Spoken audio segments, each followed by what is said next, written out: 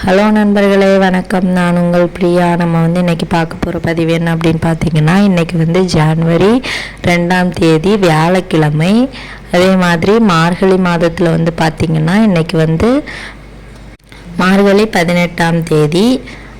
அதுக்கப்புறமா இன்றைக்கி என்ன ஸ்பெஷல் அப்படின்னு பார்த்தீங்கன்னா, இன்றைக்கி திருவோண விரதம் ஸ்டார்ட் ஆகுது.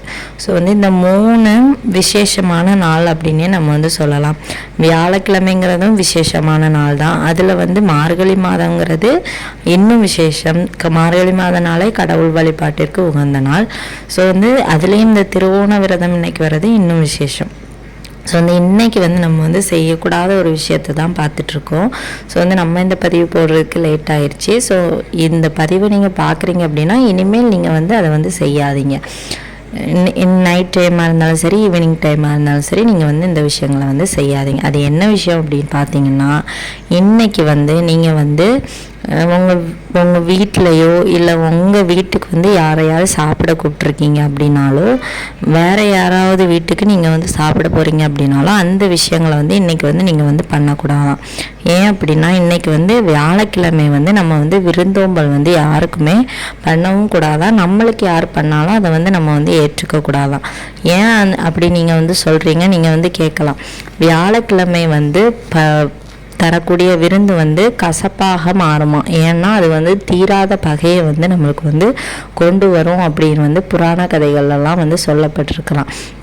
விருந்தோம்பலுக்குன்னு ஒவ்வொரு நாட்களும் இருக்குதாங்க. அந்த நாட்களில் நம்ம பண்ணணும் அப்படின்னா அது ரொம்பவும் நல்லது. ஒரு மகிழ்ச்சியான ஒரு சூழலை நம்மளுக்கு ஏற்படுத்துமா. இந்த வியாழக்கிழமையில் மட்டும் பண்ணும்போது நம்மளுக்கு அது தீராத பகையும் நம்ம ஒரு சண்டையான சூழ்நிலைகளைன்னா நம்மளுக்கு அது கொண்டு வருமா.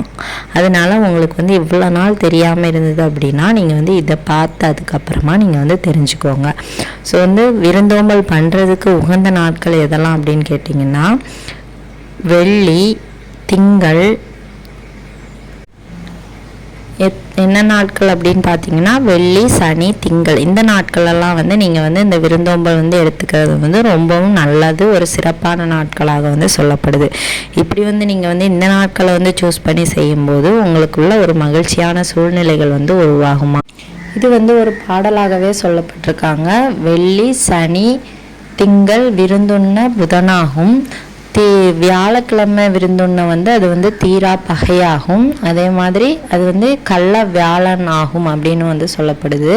ஸோ இதில் சொல்லப்பட்டிருக்க மாதிரி இந்த கள்ள வியாழன் கசப்பாகும் அப்படின்னு சொல்லப்பட்டிருக்கு. ஸோ அவங்க முன்னாடியெல்லாம் நம்மளுக்கு விருந்தோம்பல்னாலே நம்மளோட தமிழ்நாடு தான் அதுக்கு சிறந்தது அப்படின்னு கூட சொல்லுவாங்க. ஆனால் இப்போ இருக்கிற காலகட்டத்திலலாம் நம்ம வீட்டுக்கு யாராச்சும் ரிலேஷன் வந்தால் கூட ஏன் இவங்க வந்திருக்குறாங்க, எப்போ இனி போகிறாங்க, அந்த மாதிரி ஒரு சுச்சுவேஷனுக்கு நாட்களும் நம்மளோட லைஃப் ஸ்டைலும் நம்மளை தள்ளி விட்டுருச்சு. ஸோ அதனால தான் இப்போல்லாம் அந்த விருந்தோம்பலுங்கிற வார்த்தைகளே குறைஞ்சிட்டு வரதை நம்மளாலேயே பார்க்க முடியும். ஸோ அதனால் இன்றைக்கி நீங்கள் தப்பித்தவரை கூட யாரோட வீட்லேயுமே போயிட்டு சாப்பிட்றாதீங்க. அது ரொம்பவும் ஒரு தவறான விஷயமாக சொல்லப்படுது. இந்த வியாழக்கிழமை எந்த நாட்களையுமே நம்ம விருந்தோம்பல் வைக்கக்கூடாது.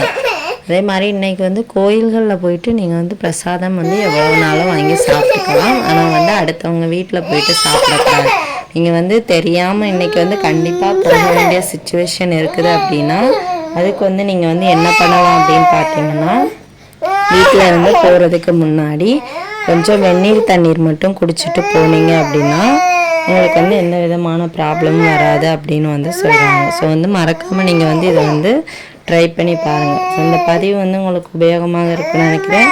உபயோகமாக இருந்துச்சு அப்படின்னா லைக் பண்ணி ஷேர் பண்ணுங்கள். நம்மளோட சேனலை சப்ஸ்கிரைப் பண்ணி வச்சுக்கோங்க. இந்த வீடியோவின் முழு பதிவை பார்த்ததற்கு மிக்க நன்றி.